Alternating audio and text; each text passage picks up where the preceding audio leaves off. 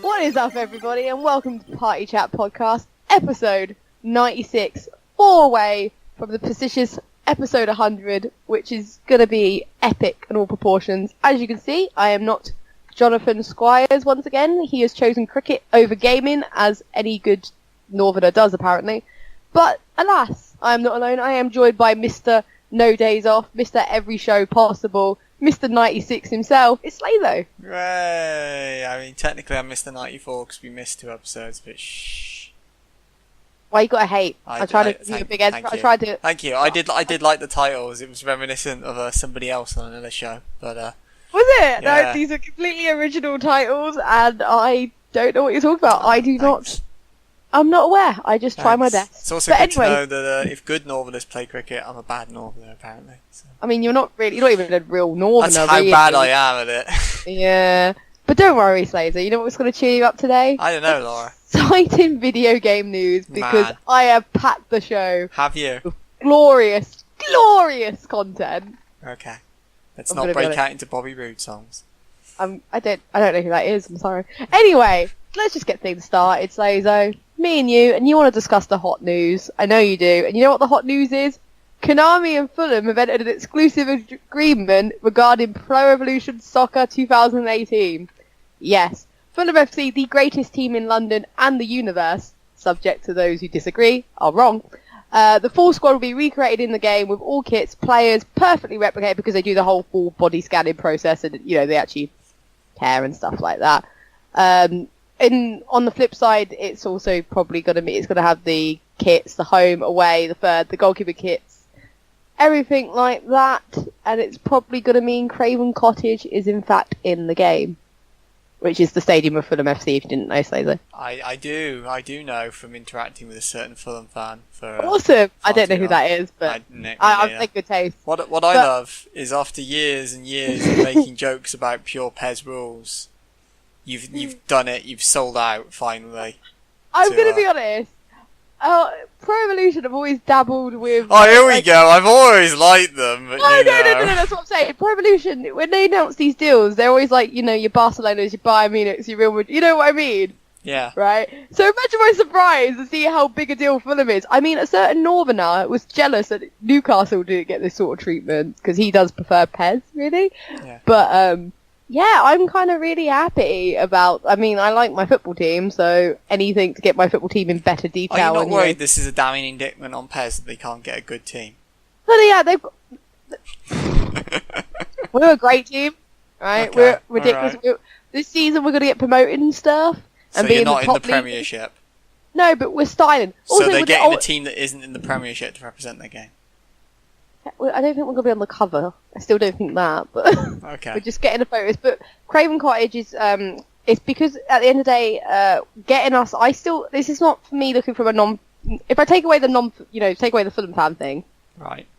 Craven Cottage is actually a really special stadium, which it hasn't changed. With Fulham are the oldest club in London, or whatever, so that's a big deal. You could see how many clubs there are in London, so you could see that's like a stat and how old they are. But our stadium has a cottage in the corner, and actually is visually different. Like if you were just playing. You have a cottage in the corner of your stadium. That's what's called Craven Cottage. I never. Yeah, we've got loads of history and stuff like that. It's cool. Has the window been broken by errant footballs? No.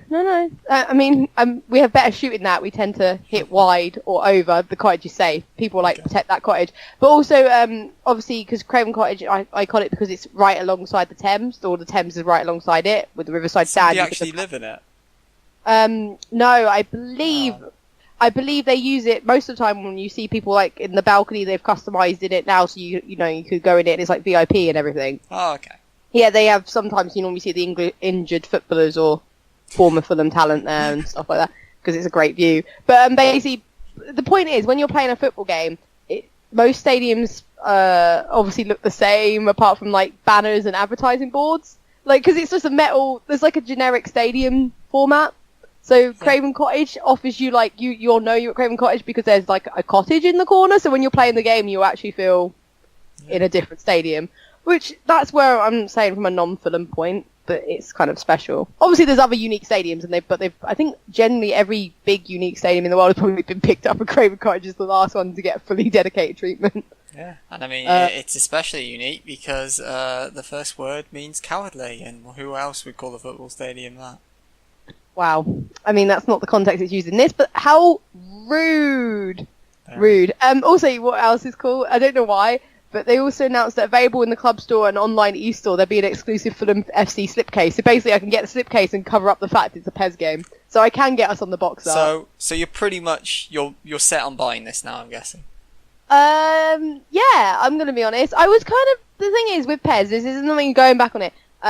Earlier in the year, they revealed their online co-op season mode. Yes. Like, you could do a full season online. That was tempting because I knew Squiddy was going to get it, and I do like co-op football.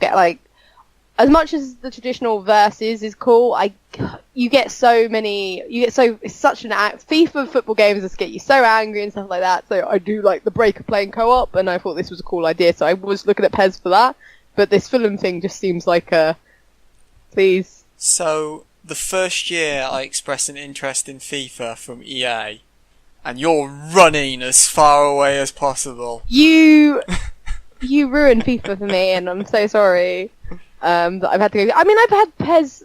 Did I have last year's PES? I got last year's PES because it goes quick.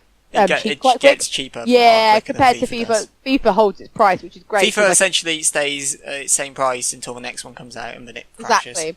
So yeah, but I will be probably looking at getting. I'll probably end up with both if I have the money, to be honest. But I am definitely way more interested in Pro Evolution Soccer today after the Fulham announcement. As we do this podcast, it's on my radar.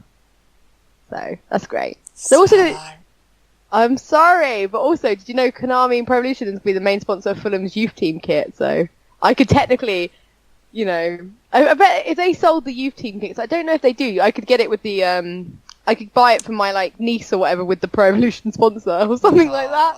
Are they sponsoring the women's team?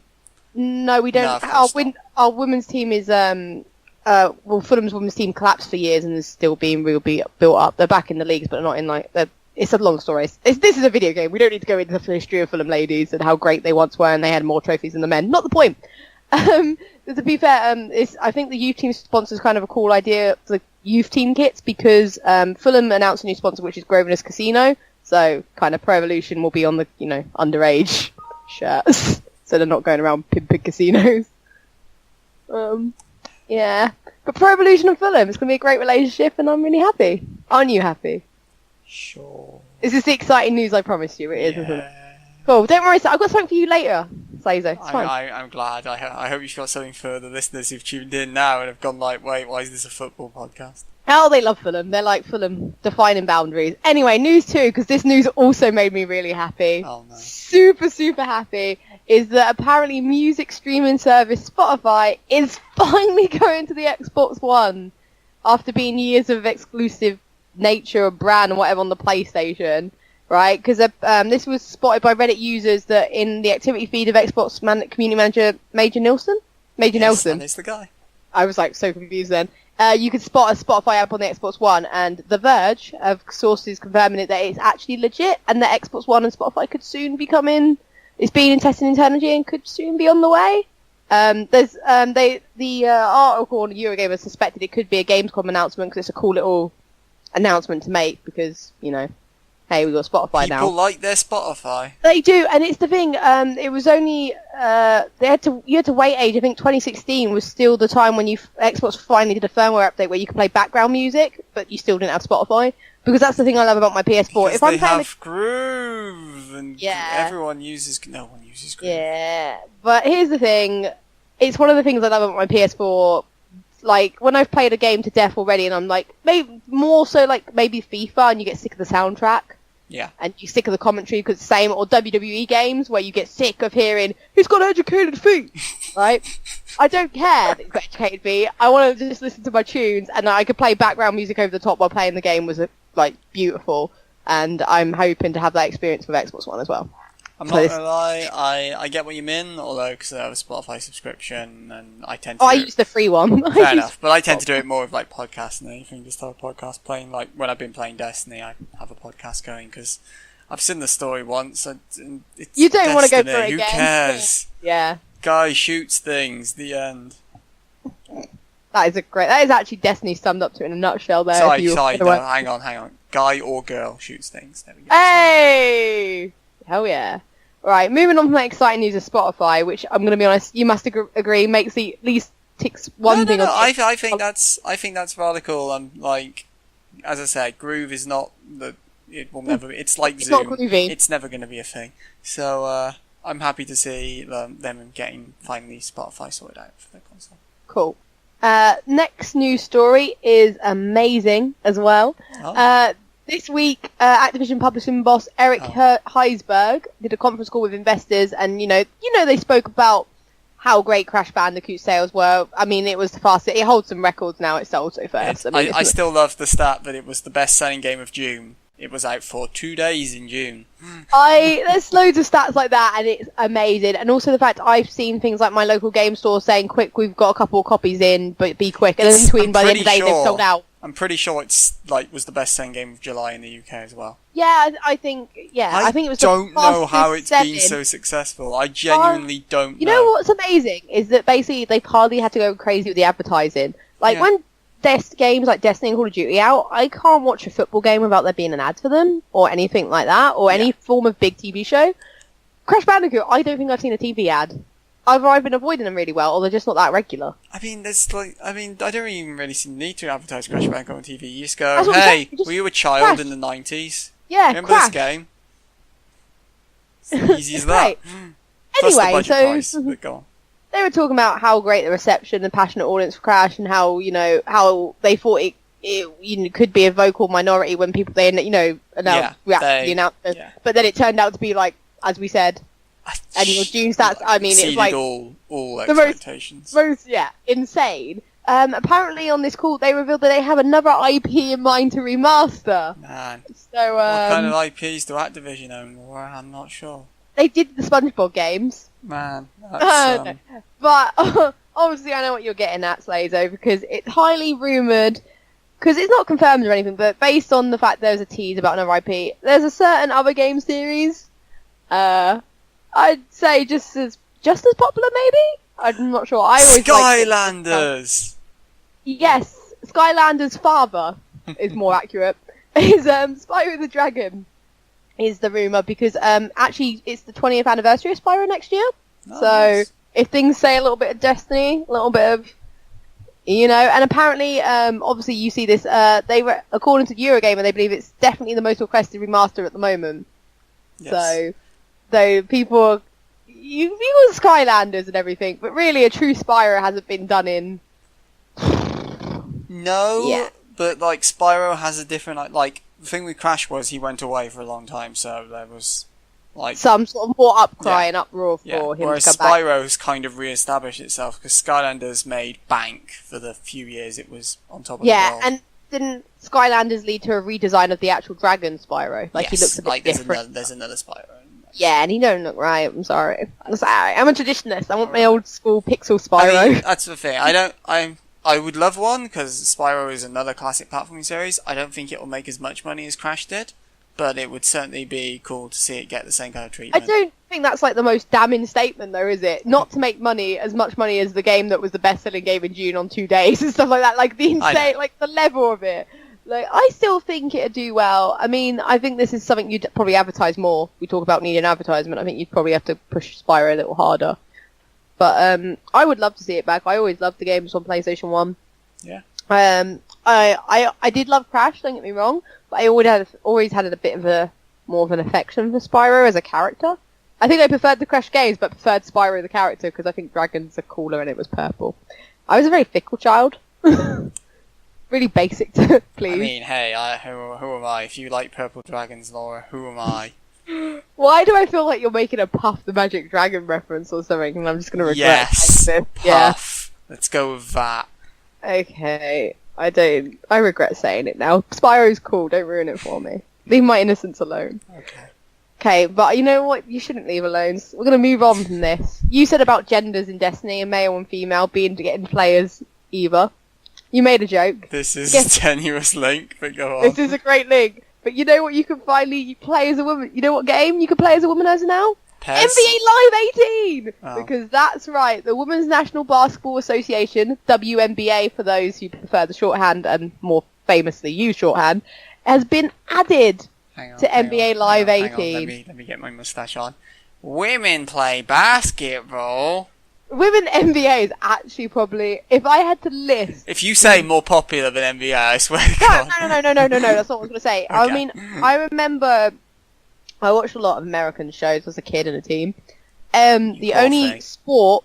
I loved it, The only women's sport I always remember, they always did episodes with stars from the WNBA. There was an episode of Fresh Prince, Sister, Hang Time, which I know Hang Time was about basketball, so and there was a woman on the team was the whole point of the show, so it made sense, but just saying, it still.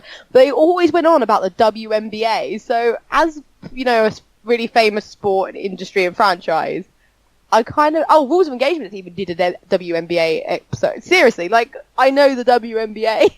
It's something that's promoted quite heavily, especially in America in TV shows and stuff. Never heard of it until this point. But you don't really like sport. In any show either. But you don't really like sport, and it's also American, and you don't really watch that much American TV, do you? Not explicitly, no. It's like NBA's kind of it is popular in the UK, but it's nowhere near promoted as much as it is in America. You know what I mean? It's an American franchise, obviously. Well, that's like saying bloody American football is popular in the UK. I mean, it is popular some people will know of it, but it's not popular. Slazo, sold out one. Not the best sport to use. I'll give you some stats afterwards that'll blow your mind. Not the point. Anyway, this public consciousness. Go on. It is, man. It is. But anyway, this is the first game in history to use WNBA. Okay. So, good for them. How are you feeling about this? And are you gonna throw FIFA in my face? I'm gonna say good for them. I hope it becomes more than just a box tick. Agreed. I mean, that's fair to say. Can you play as them in the campaign? Did they advertise at E3? Does NBA Live have a campaign? I'm pretty sure they advertised this at E3, the whole game rep, do everything. I didn't notice the NBA, but I'm gonna assume no.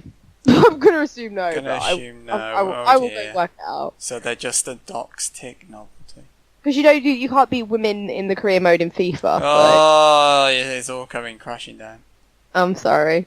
But they're in the game, it's progress. What if I want to be Alex Sea Hunter? No, because you don't even get to modify your player Hunter in any way. So no, you can't even modify him at all. You can't even modify him with your dude, man. So, don't be pulling that string. Right, moving on to another popular game series. Women's team in PES. I'm gonna ignore you. I mean, there's women in this game, so I'm just going to move along and say Dynasty Warriors 9 heads west, and it's coming to PC, courtesy of Steam. It's going to be on Xbox One and PlayStation 4. It has been announced. Nice. What's your favourite Dynasty Warriors game, Laura? 7.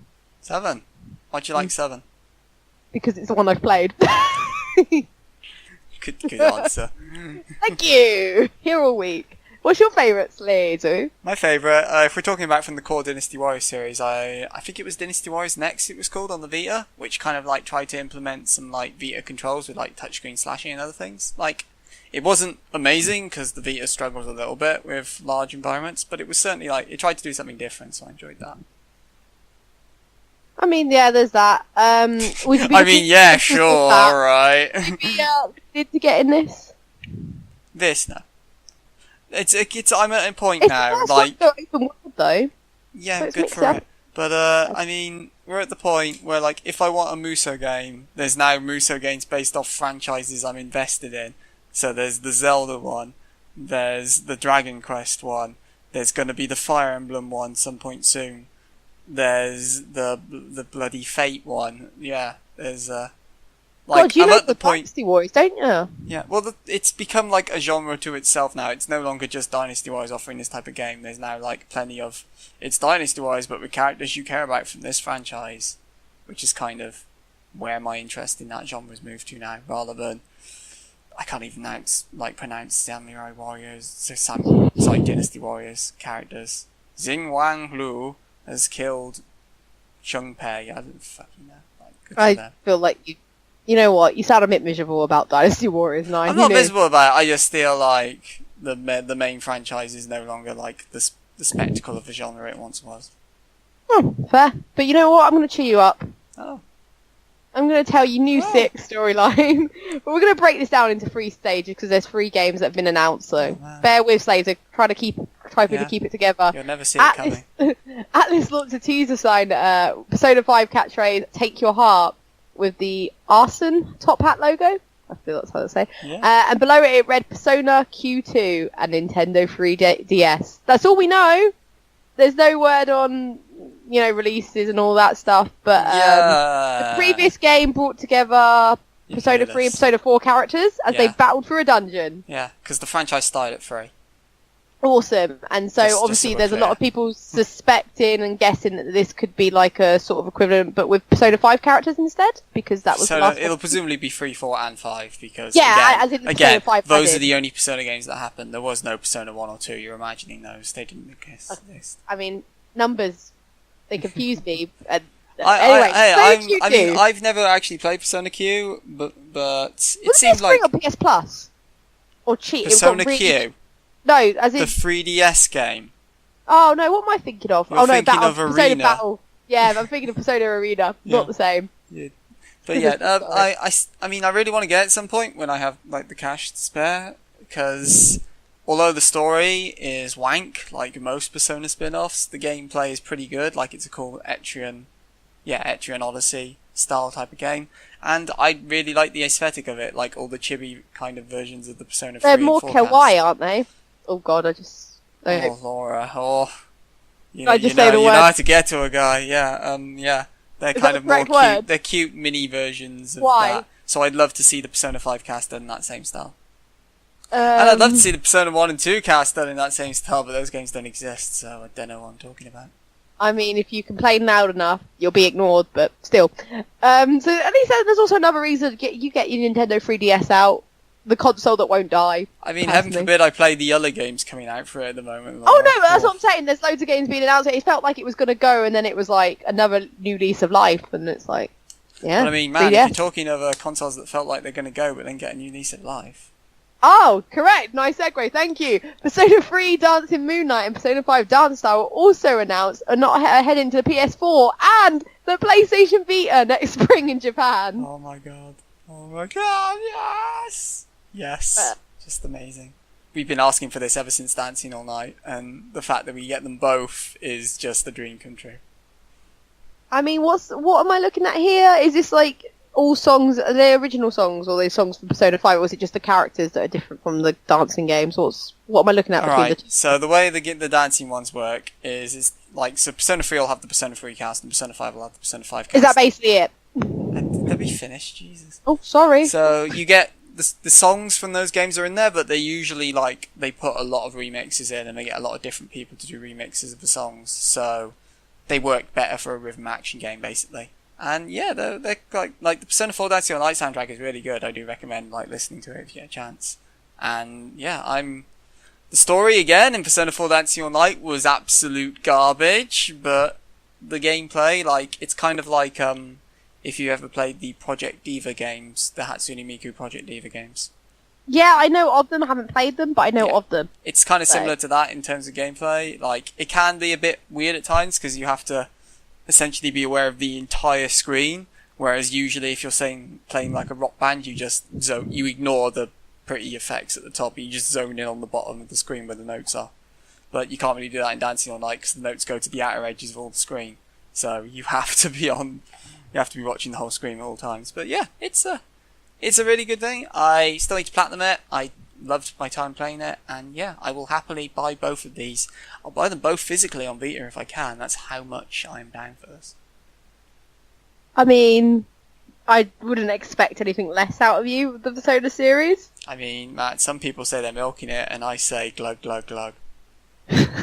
Nice. Cool. We're going to move on to releases now, because I thought that was the best news story, because I want you to be in a good mood for these releases. Yeah! Is it Persona? No, that's why I needed you to be in a good mood. Sine Mora Ex is out on August 8th. Again? Which is technically... Yeah. It's being released on Xbox One, Nintendo Switch, PS4 and PC. Apparently you know what it is, because all I know about is side-scrolling shoot 'em up. Yeah, it is, and it's... Yeah, so it's a 2.5D bullet hell shmup. It's 5 years old now, the original one, but this is the X version. I don't know what they've added for the X version. I'm guessing it looks prettier, and they're more shoot, and they're more levels, and all that good stuff. I mean, it's a Western shmup, so it's probably not as great as Eastern shmups, because I'm a bit of a shmup. Actually, I'm looking at who made this. It might be an Eastern shmup. Shut up, sure. But, I got bosses designed by Mahiro Maeda. Thank you. Maeda. I mean, who cares what the bosses look like when you're shooting them? But, yeah, it was that's a cold view. It was a well-received bullet hell game, so if you like bullet hell action, this could be a game for you.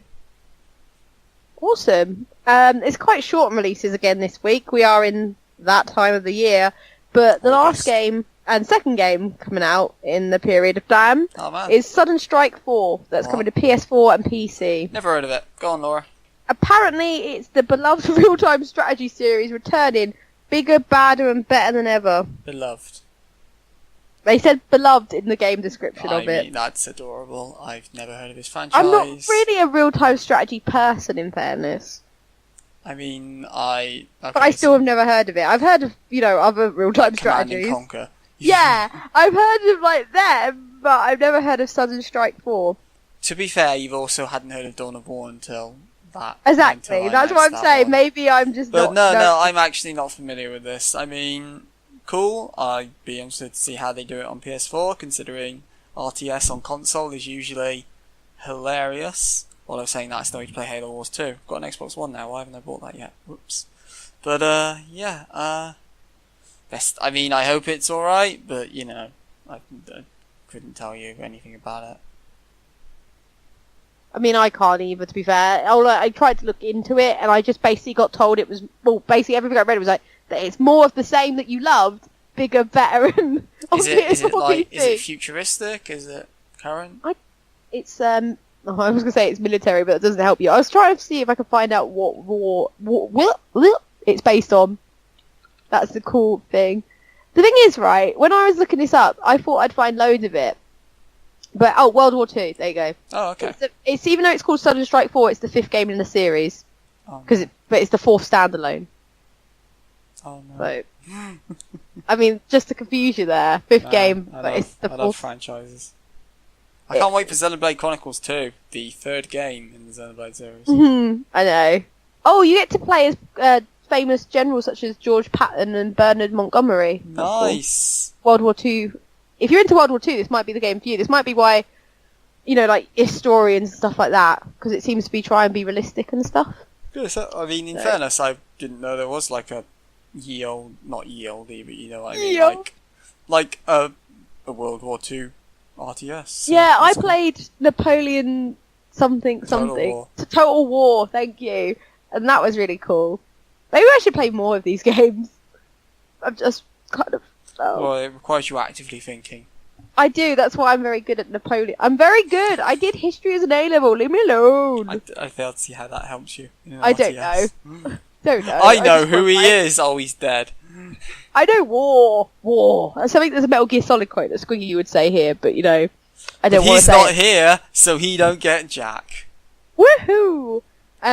Speaking of getting Jack, I didn't woohoo you not being here, I'm going to give you an opportunity to plug.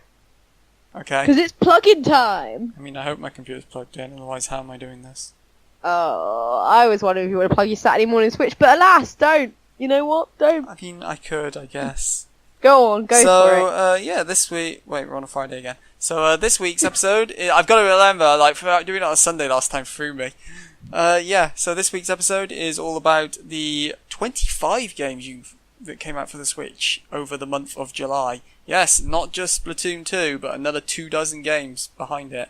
From some cool stuff like Fate Extella and the return of movie tie-in games apparently in Cars 3, to more random things like bloody... I've got to find what it was called now. Looking through the list. Shit, where's it gone? This is Physical Contact Speed. I'll let you try and figure out what game that might be. But like what? Hey Laura, if you want to pay, if you don't mind, I think that was like under a $5 for Physical Contact Speed. You can get some Physical Contact Speed action.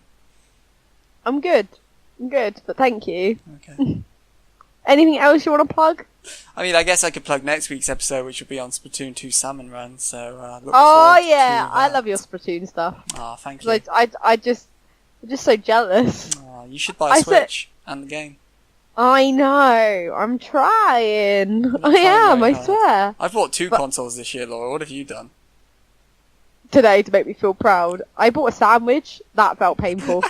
It was an £8 sandwich. Oh, it's horrible. A £1 sandwich, Jesus! So not £8. even like... £8 for a sandwich. Yeah, it was when I was in Was London. it made with like? I hope it had like buffalo meat in it or something. No, it was just £8. No, I couldn't go to McDonald's again. It's just like a Subway or something. It's like a really posh Subway. How you'll get ripped off a Subway if you're paying £8? No, it was more like if it's like just the standard like Tesco meal deal size. Huge. It was really okay. It was ridiculous. Right. Yeah. Okay, so it was big. Right, got it. Yeah. It was like if you spent like £8 on a Tesco sandwich, I was going to be like, Laura. No, I went to Tesco's the next day. Trying to mix it up, but that's not the point of plugging. I'm not plugging food here on the Party Chat podcast. I have nothing to plug this week other than the fact that I really like Slazo's Splatoon stuff, so go check it out. Saturday morning Switch. Check out our Splatoon 2 coverage. There's been a fair few videos by now.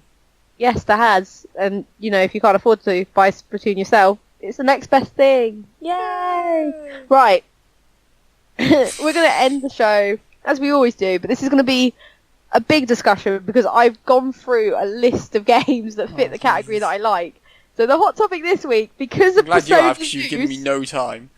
I know the Persona topic inspired me to make us talk about our favourite spin-offs. Oh. That's what we're going to talk. We can talk about bad spin-offs if you want, Slazo. I thought we were going to talk about Persona, but alright. No, we're going to talk about I mean, that is a spin-off you can talk about if you want. You've already had a few. I've already talked about Dancing All Night. So. I know. So you got nothing, but I'm going to get the ball rolling while you think of something. Alright. Favourite spin-offs. Cool. I'm not going to lie to you. You're stalling for time. Did you just say story time? You're stalling for time. No, I'm not stalling for time. Not gonna lie. Shelf help. Totally got some Go on then. spin-offs. Super Princess Peach. How's that spin-off? It's a spin-off from the main Mario series. It counts. I had to Google it and check. It counts as a spin-off. So I was well happy. I mean, it doesn't, but okay. It does to me. Well, to be fair, I was going to talk about Get Out of Hell. Which is also not a spin-off! It's technically a spin-off. DLC! No, it's not. It's standalone. Oh. Then... What are you on about? It's a standalone. What do I know? Seriously, it's a spin-off. Whatever, Super Princess Peach, go. You want to talk about Super Princess Peach? Well, you wanted to talk about it, so go for it. Yeah, I don't get why there's no sequel. Like, it was a fantastic little game. It was kind of a bit like Mario, but then its own thing with the whole different mechanics, like using your... Did you have a name for your Paracel, or did you just call Paracel?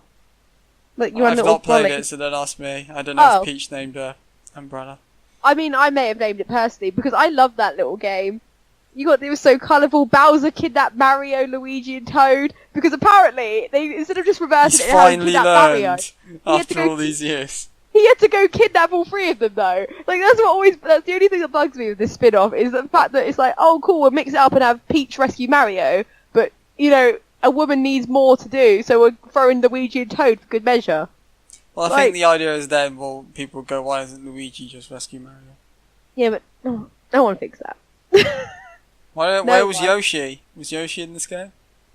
I I'm trying to think. It's ages ago that I played it. I don't think he was. Wow. I don't. Well, now I'm just thinking, what happened to Yoshi? Did someone kidnap Yoshi and no one noticed? Birdo off stage, kidnap Yoshi. Oh. Anyway, but this is a sort of spin-off I like. That it's sort of far enough away from the main series, and just generally feels like a whole new thing, but technically still a spin-off. Okay. Slazo. That's what I'm like from that. I mean, this is the thing, with Get Out of Hell, you say, oh, was it like DLC? To be fair, it could feel like DLC. Right. Like, massive DLC, don't get me wrong. I enjoyed it, and I just like more Saints Row. But because it was like added completely nothing, and it was a standalone rather than if it was DLC, it'd probably be the best DLC for a game. But because I had to buy a separate thing, even though they did a double pack for PS4, yeah, it was good. It was just, I feel like a spin-off has to be established on its own as well. Okay. I need to be able to play it without playing the main series. Yeah, but if you just played Get Out of Hell, you'd be like, I do not get this at all. I do not get what's happening. Why is everyone laughing at this man's jokes? Why are we in hell? Wait, what? You know what I mean? Yeah. Like, it has to have the other one. They're the two I'd kick the ball off with. Cool. It's up to you. You want me to go next? Yeah. Cool. It's just too... Almost every Pokemon spin-off that's ever come out has been amazing. So, Pokemon Stadium 1 and 2 was like a great expansion and kind of acted as the metagame for like Red, Blue, Yellow, Gold, Silver, Crystal. I put far too much time into Stadium 2 over the years, and I do mean like far, far too much. I probably put more time into that than I did the actual games, like hundreds and hundreds of hours. I freaking love that. It's in my top 10 of all time. I freaking love Stadium 2. It's just the perfect accompaniment for those games. But like, there's plenty of others. Like Snap is the famous one that everyone loves and begs for a sequel for, which was kind of like his photography. It's like Nintendo going, we could do a shooter, or you could shoot photos of Pokemon. It's like, I love you, Nintendo. You're the best. Puzzle League and Puzzle Challenge were really cool, fun match-3 games that piggybacked off, I think it was Puzzle Upon franchise, and was a nice fun thing. Plenty of game modes, plenty of shit to do. Pinball on the Game Boy, I think it was just Game Boy, was really cool, and also had like a built-in rumble feature, which was almost unheard of in like Game Boy games. So that was nice and fun. Hard as dicks to get all the Pokemon in, but good fun, and just another interesting Pokemon spin-off. The trading card game on the Game Boy was also the only time I actually played the Pokemon trading card game legit, and didn't just go, I've got a shiny, I win. So that was really cool. Like, they put a lot of effort into these Pokemon spin-offs. Colosseum and XD on the GameCube, the Shadow Duo, they were always good fun, and I really enjoyed playing those. I think XD celebrated its 12th anniversary a few days ago, which was nice to see. Oh man, what else? I like Channel. I know it's shite, but I liked Channel. Like, watch Pokemon on TV to the point where I spent, even when, like, because your telly breaks on the first night in the game because Pikachu's an idiot, and so you have to put up with black and white. I still watched it all night. I had a problem with Pokemon when I was a child, but hey, I enjoyed it relatively enough. No, that one was wank. Troze, or Link, as it's been called. I love how you like all of it. Like, no, not that one. Not that one. No. My brain went DS Dash. No, Dash was shite.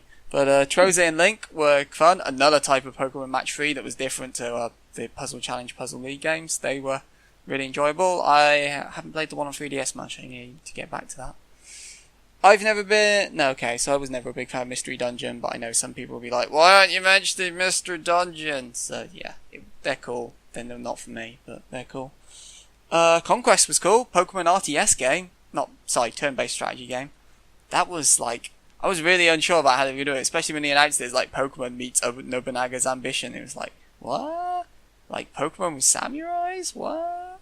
But that turned out really cool, and like they did a good job of like turning Pokemon into a stop saying real time, Schleiser, into a turn-based strategy game.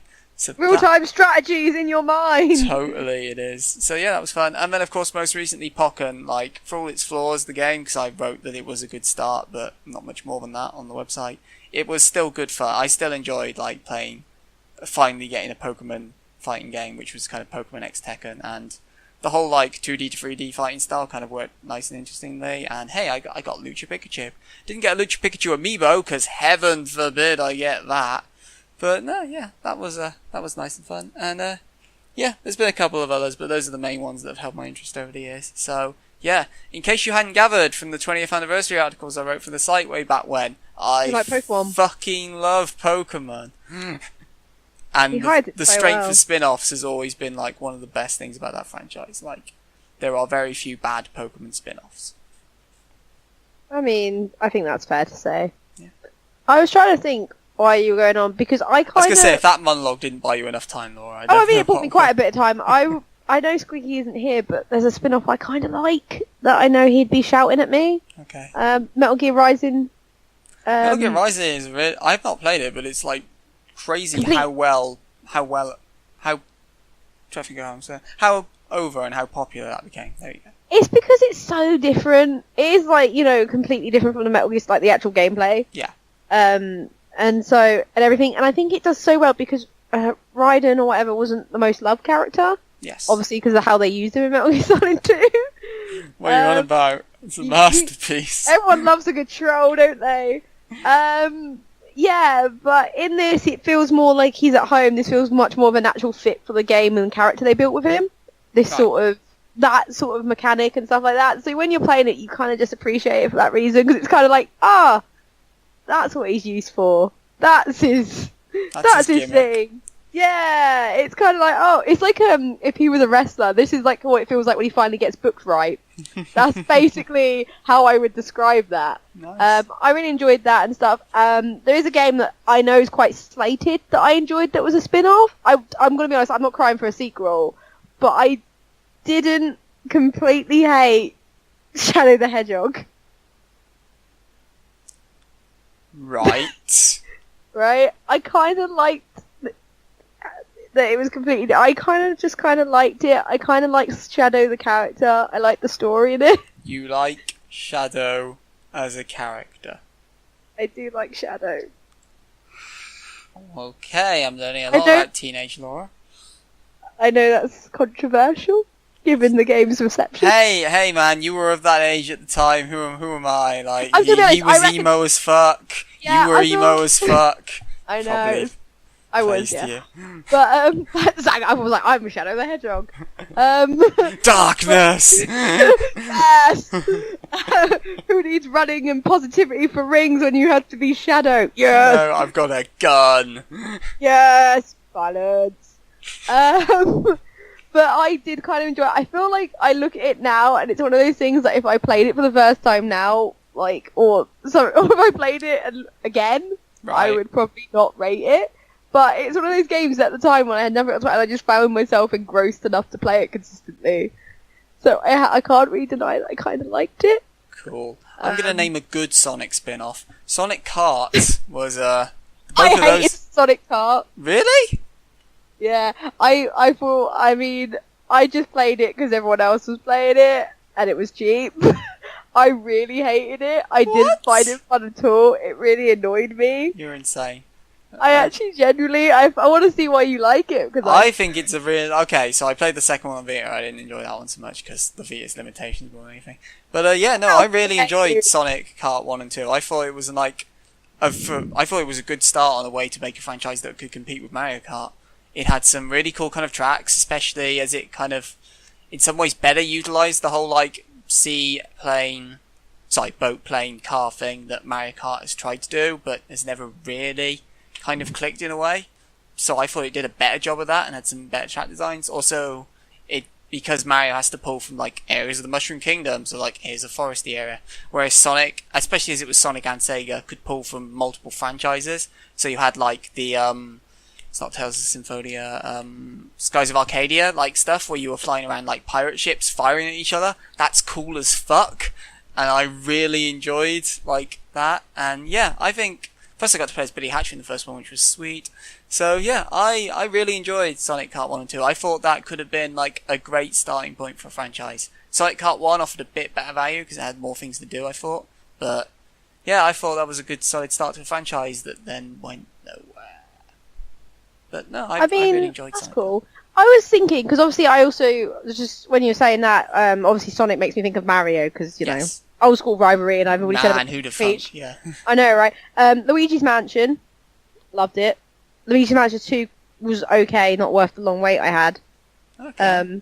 I think that's fair. To be fair, it was one of the games I ended up buying on my 3DS on launch, which is weird for me. I think it was 3DS, not DS. Yeah. So I get real blown. I'm pretty sure, like, we talked about this a podcast or two ago, and I was surprised. Because you were surprised bigly that I played into it, this, yeah. I got that on launch, which says a lot for me to go get a handheld game on launch. The thing is with that, I don't know if Mario Party games count, because the first lot I did really enjoy. If you're counting Super Princess Peach and Luigi's Mansion, sure, you can count then you got Mario Kart, then you got, you know what I mean, Mario does sport, Mario, just anything but Mario Dance Mega Mix, basically. Hey, that was okay. Don't start at me. There was actually, I was going to actually bring this up because I don't think this is in either of our favourites, but a game that has a lot of spin-offs, and I don't know how you feel about this, is Resident Evil. I mean, depends on the spin-off. Dead Aim, Operation Raccoon City, The Umbrella Chronicles, Survivor 2 Code Veronica. Have you played any? I think Umbrella Chronicles was on Wii, right? The on-rails one on Wii. Yes, I've played the on-rails ones on Wii, and I thought they were.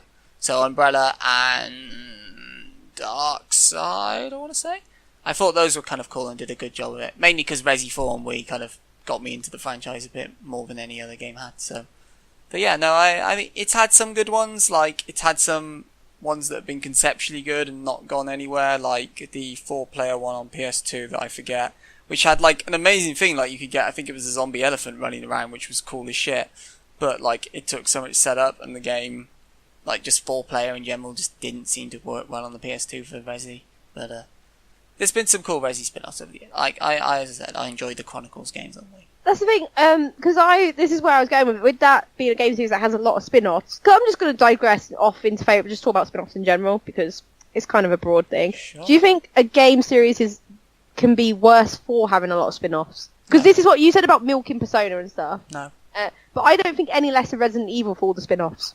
Even though there's shitloads. At the end of the day, you can have, like for example, Mario Party, like, after, like, a strong start, its reputation went down into Mario the Party gutter. 6 onwards? Or Yeah, 7? like, it went down into the gutter for a fair while, and some would say it's never even recovered from it. But the point is, just because those games may have sucked, I'm still excited as hell for Mario Odyssey, so it's not really had an impact. And I don't really, like, unless a game blurs the line too much between, like, spin-off and actual entry, then you're pretty safe, because people will just automatically disassociate it with that. That makes sense. Like, I mean, Pokemon can have a shit spin-off, but I'll still buy the main Pokemon games. Yeah. It's the thing, that's what I'm saying. Is it easy... Do you have to establish that it's a completely different game? Honestly, I think it's just the case that you need to just make sure people understand that it's like, this is not a continuation of the main story, if there is one. Like, it's just its own thing, or just something that obviously makes it non-canon, like, say, a Final Fantasy game that has the entire franchise of heroes in it, like Dissidia, and you go, cool, so this isn't, like, this will have a story, and that could be cool, but it's clearly not, like, a main Final Fantasy game. That makes sense, because I was just thinking, when you, like, list it, whether you think of it worse, but clearly, if done right, you could get away with a bad one. I mean, yeah, I don't think a bad spin-off damages a franchise. I think, if anything, it shows that it helps raise awareness of the franchise. So even if the spin-off sucks, like, you might talk to someone about it and they'll go, oh yeah, but that's just a spin-off, man. Why don't you try the main games? They're like this. And because you've then got some knowledge of the characters or the universe, you're like, oh, okay, maybe I'll give that a try. And I don't see spin-offs as, like, unless you do something exceptionally terrible, I don't think you're going to damage. Is this going to be what I end on, because I feel, I mean, we have got good spin-offs coming up. Uncharted is out next month, the one with the Nadine and Chloe. See, the thing is, though, like, that ties back to my point earlier, like, because that is a continuation of the main story in some regards, so is that really a spin-off? It's a parallel timeline. Yeah, it's more like a side story, if anything. Yeah, so there is that, but I was going to say, the thing that we do have these good spin-offs coming off, but a lot of spin-offs recently, I would say, you might disagree with this, have been because you have a spin-off version that goes VR. I'm thinking the likes of Until Dawn, Rush of Blood, there's been a couple others. Stuff like that, they've just been VR ones, so they've kind of been a spin-off for the series. Right, that's fair. Do you think that may be a bit of a different case with spin-offs, or that's given spin-offs a new life? I think those are more, like, rather than spin-off, they're just seen as VR trash, so there you go. I mean, sorry, I'm sure some of them are good. Yeah. I mean, I'd love to know, but our resident VR guy doesn't need to buy games for it, so you know. Yeah, I miss him. Anyway, on that note of VR trash, what better place to end? I mean, on a positive note. I mean, yeah, but we don't have one of them. We miss Squiggy. We're all bitter about it. Can we get like a spin-off of Squiggy? Oh my god, could you imagine? What is that, like a Macam? Get a Smoggy. Get a Smoggy. Oh, isn't that you? Yeah, well done, Laura. Oh, okay. Anyway, thanks for listening. Episode 96 of the Party Chat podcast. I swear, episode 100 is going to be epic, so you need to stay around for at least 4 more episodes and hear delightful rants and delightful Geordie Squires jokes. Yeah, and because she's forgotten, I'll do all the outro. I'm just about to do it. Oh, you actually are? Okay, you were winding up to stop, and I was like, what? I was like, but if you can't wait for the next 4 episodes... Go, Laura! You can follow us on our Twitter, @RetroRemastered, on our Tumblr, @TheRetroRemastered. Subscribe to the YouTube channel you're currently listening to this podcast on. Click that red button, it's right down there, click it. Right where you can also catch Slazo's Saturday morning switch and other content that will be coming soon to the channel. And if that's not enough, you can follow us on our personal accounts. @Laura is me, @SlazoKing is him, and @Geordie Squires is the Geordie we've mentioned, so you can see where he actually is if you've missed him as well. Thank you, and good night. Mic drop.